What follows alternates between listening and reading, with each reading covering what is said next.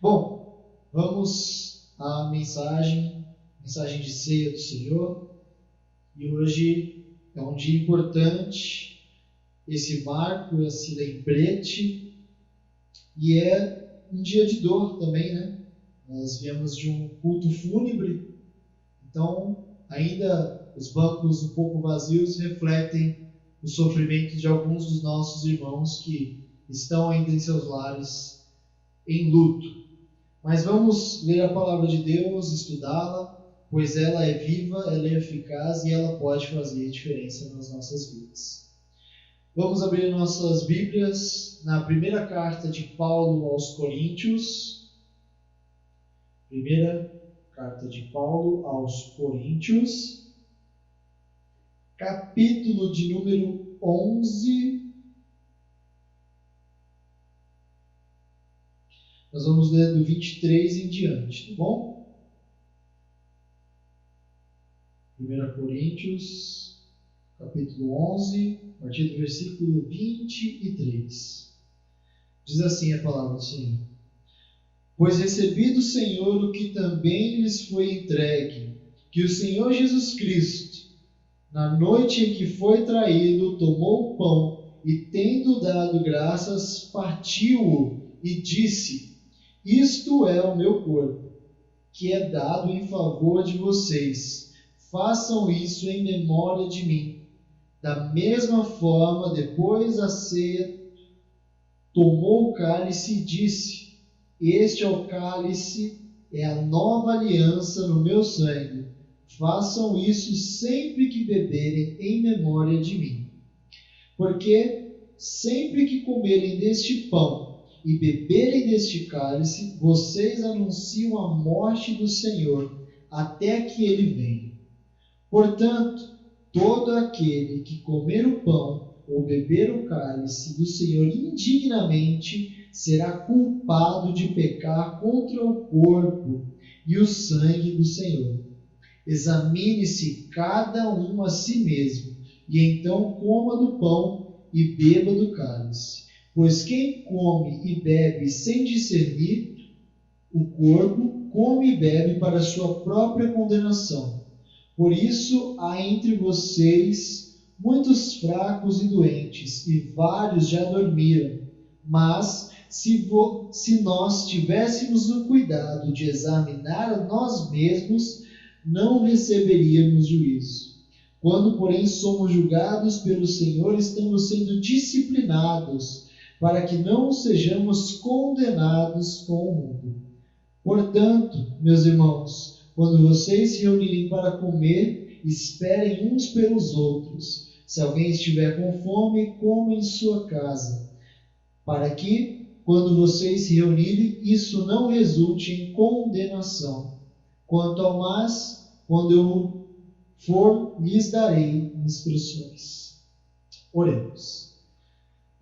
Pai de infinita bondade, Deus de misericórdia, te agradecemos por mais um dia, te agradecemos pelo dom da vida que nos é dado, te agradecemos, Senhor, pelos instantes que tivemos com a nossa irmã que veio a falecer. Que o Senhor, dos mais altos céus, com toda a sua bondade e benevolência, conforte o coração dos nossos amados irmãos que estão sofrendo nessa hora. Eu te peço que, nesse momento, nós possamos juntos observar as tuas escrituras e que elas nos transformem. Que eu seja apenas um instrumento, que o Senhor me use da maneira que o Senhor bem quiser, para falar da tua verdade, para que as nossas vidas sejam transformadas segundo a tua vontade. Nos perdoa, nos limpa, nos purifica, nos conserte, porque somos pequenos, falhos, fracos, quebrados, e necessitamos, como nós cantamos, de perdão e graça. Senhor, se faça presente cada vez mais na nossa vida e nos nossos dias. É o que eu te peço, em nome de Jesus. Amém. Bom, irmãos, o texto de Paulo é uma proposta de correção à igreja de Corinto, né? como nós já estudamos e podemos verificar em vários outros textos, os irmãos dessa igreja, principalmente na primeira carta de Paulo, tinham muitos problemas interpessoais, né? No capítulo 3, no capítulo 4, né, havia uma discussão entre eles, porque alguns foram doutrinados, foram discipulados por Paulo, outros foram por Apolo, outros ainda por Cefas, este é Pedro, e contendiam-se demais entre si. Uns se achavam melhores do que os outros. E também havia muita divisão, se você observar o capítulo 11, como um todo, de classes sociais também dentro da igreja. Ou seja, era uma igreja de muita diversidade, o que não é ruim. O próprio Paulo no seu texto vai dizer, isso não é ruim, mas essas divisões que há entre vocês é algo que não agrada ao Senhor. Então, o que Paulo está propondo inicialmente, o que o texto está dizendo com mais vigor aqui, é sobre essa unidade que não estava ocorrendo na igreja. Cada um vivia a seu modo, a sua maneira, né? E o que eles faziam de muito feio aqui na ocasião é o quê? Os mais ricos chegavam primeiro com os melhores alimentos e eles comiam tudo e não deixavam nada para os outros, né? Eles não tinham compaixão de uns pelos outros. E durante o mês de janeiro, os jovens e eu estudamos a respeito do ego humano, né? Foi um estudo baseado no livro do Timothy Keller, que diz que o título dele é Ego Transformado, né? O ego do ser humano, por si só, sempre busca a sua própria satisfação, sempre busca, em primeiro lugar, o seu próprio umbigo, primeiro o seu nariz, primeiro a sua casa e depois o resto, né? É o ser humano mais natural possível atuando e que atuava aqui nessa igreja. E isso é um grande problema, meus amados irmãos. Isso é um grande problema, porque a igreja de Cristo, ela precisa ser uma unidade, ela precisa ser uma coisa só, precisa ser coesa, precisa que todos caminhemos juntos, precisamos que todos sejamos corpo. Por isso que hoje, enquanto nós estivemos no velório, enquanto uns choram, todos choram. Quando você vai a uma festa de casamento, todos estão alegres, não é isso que acontece? Então, quando um sorri, todos sorriem. Quando nós vamos fazer um banquete, uma refeição, um churrasco, ninguém entre nós deve passar fome. Se um come, todos comem. E não diferente disso, se um chora, todos choram. Se um sofre, todos sofrem. Porque nós somos um só corpo. Porque nós somos um só no Senhor Deus. Então, Paulo está dizendo isso a eles e alertando a eles de que eles precisam buscar por essa unidade, precisam estar juntos, precisam aprender juntos uns com os outros. E há uma ordem expressa que é necessária para que isso possa acontecer, que é dito no versículo 28. Examine-se cada um a si mesmo. Examine-se cada um a si mesmo. Para que haja unidade, por mais que a gente possa sim exortar o outro irmão, a gente não tem como mudar o outro irmão. Eu posso vir aqui, exortar a igreja, o que é correto sim a ser feito, mas eu não posso te pegar à força pelo braço e te obrigar a fazer qualquer coisa. Então Paulo está dizendo que o quê? É um movimento pessoal de cada um em prol do todo.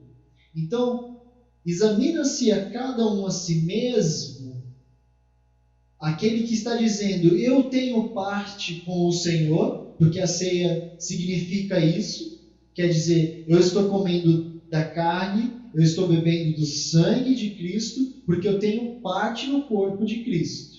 Então Paulo diz assim, se você está afirmando que você faz parte do corpo de Cristo, para, por um instante, antes de tomar, e examina a si mesmo. Examine-se a si mesmo se você tem feito parte do corpo de Cristo. Ou se você tem um nome numa lista de membros de uma agremiação, de uma instituição, ou até mesmo da igreja. Paulo está propondo que a análise seja feita para que veja se você está tomando a ceia de uma maneira consciente. E uma das funções da ceia do Senhor é fazer esse conserto na igreja de Cristo. Porque nós fazemos isso com regularidade. Aqui na igreja nós fazemos mensalmente. Então todo mês nós devemos... Opa, peraí. Deixa eu puxar aqui na memória. Eu tenho vindo congregar com os meus irmãos? Eu tenho me dedicado em oração pelos meus irmãos? Eu tenho me entregado a Cristo da maneira verdadeira? Eu tenho buscado ter comunhão com os meus amados? Ou será que eu tenho fugido de tudo isso e achado que basta vir aqui prestar o culto e isso é suficiente? A proposta de Paulo é para que haja esse exame todas as vezes que nós fomos colocarmos a mão no prato para tomarmos a ceia. Examine-se cada um de vocês, assim como eu estou me examinando nesse instante. Será que você tem feito parte efetivamente do corpo de Cristo? Você se sente parte desta igreja, do corpo de Cristo? E quando a gente fala de uma parte, irmãos, é porque o corpo Paulo usou um exemplo brilhante quando ele ilustrou a igreja com o corpo. Porque é impossível eu sair lá da penha de onde eu moro e vir aqui, aí de repente meu mindinho vira para mim, né? Isso é uma hipótese bem maluca, mas eu sei. Meu mindinho vira para mim e fala assim, olha, hoje eu não estou afim não. Hoje eu vou ficar em casa, vendo Netflix, assistindo o jornal, vendo qualquer outra baboseira na televisão ou na internet, mas hoje eu não quero. Hoje eu estou cansado. Hoje não dá para mim. Hoje eu não tenho tempo para amar os meus irmãos. Hoje eu não estou com tempo para prestar culto a Deus. Porque todas as vezes que nós negociamos e nós decidimos ficar em casa, nós estamos fazendo essa negociação. Estamos sendo muito francos aqui.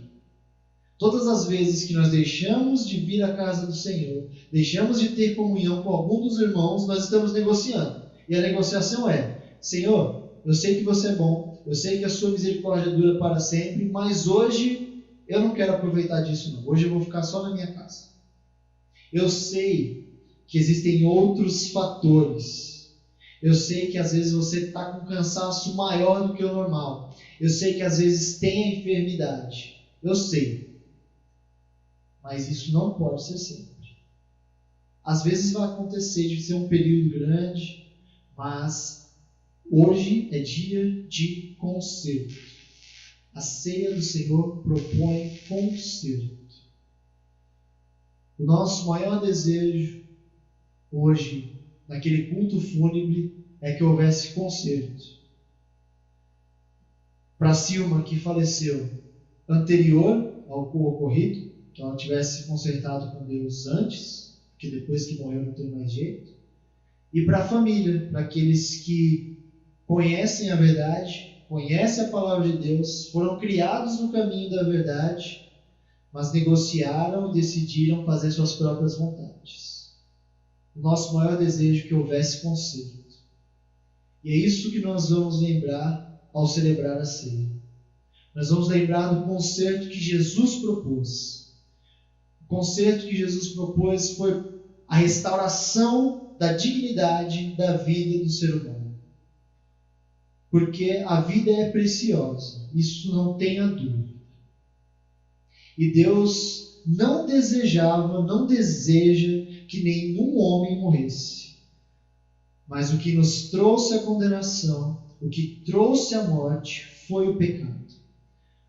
Paulo em Romanos vai dizer que o salário do pecado, ou seja, a consequência do pecado, aquele lá do Éden, é a morte. Então não era da vontade de Deus que nós morrêssemos. Mas a morte é uma realidade por causa do pecado. E nós devemos estar preparados, porque a morte ela não avisa. Às vezes dá sinais, dá indícios, mas às vezes não. Às vezes é repentina, às vezes é traiçoeira, às vezes é inesperada. Então hoje é dia de conserto. Examina a sua vida. Quando colocar a mão nesse prato, para pegar do pão ou do vinho, lembre-se daquilo que Jesus fez por você. E pense se você está tomando dignamente. Dignamente no sentido de eu tenho feito parte do corpo de Cristo. Que isso seja uma verdade. Que você seja parte do corpo de Cristo. Que as feridas do seu irmão doam em você. Que a fome do seu irmão bata na sua porta. Para que assim o nome de Deus seja glorificado. Para que aqueles que têm feridas você possa cuidar. Aqueles que têm fome você possa alimentar. Para que aqui juntos nós possamos fazer isso. Se entregue a Cristo. Se entregue a Deus. Não de pouquinho, não de palavras, não metadinha, mas completamente. Faça parte da Igreja de Cristo. Que Deus abençoe, que Deus nos ajude e que nós verdadeiramente possamos fazer parte do corpo de Cristo. Vou fazer uma oração, nós encerramos essa parte, e na sequência convido os irmãos diáconos a virem até aqui, nós ministraremos a ceia do Senhor. Pai, Deus de infinita bondade, de infinito amor, eu clamo a Ti, Senhor Jesus, para que o Senhor tenha misericórdia de nós, para que o Senhor nos conserte, se for necessário que o Senhor nos quebre por inteiro, para que nós possamos ser moldados um vaso novo, assim como é cantado no hino, um vaso de bênçãos. Que da nossa vida, Senhor, emane a Tua palavra, que da nossa vida emane a verdade, que da nossa vida emane e da nossa vida seja testemunho vivo de Jesus Cristo. Senhor Deus, que nós façamos parte do Teu corpo verdadeiramente. Perdoa os nossos pecados, por favor, nos perdoe. Nós somos pequenos, nós somos frágeis, nós somos fracos. Nós necessitamos da Tua graça. Por isso nós rogamos e nós pedimos, não porque merecemos, mas em nome de Jesus, o nosso Senhor. Amém.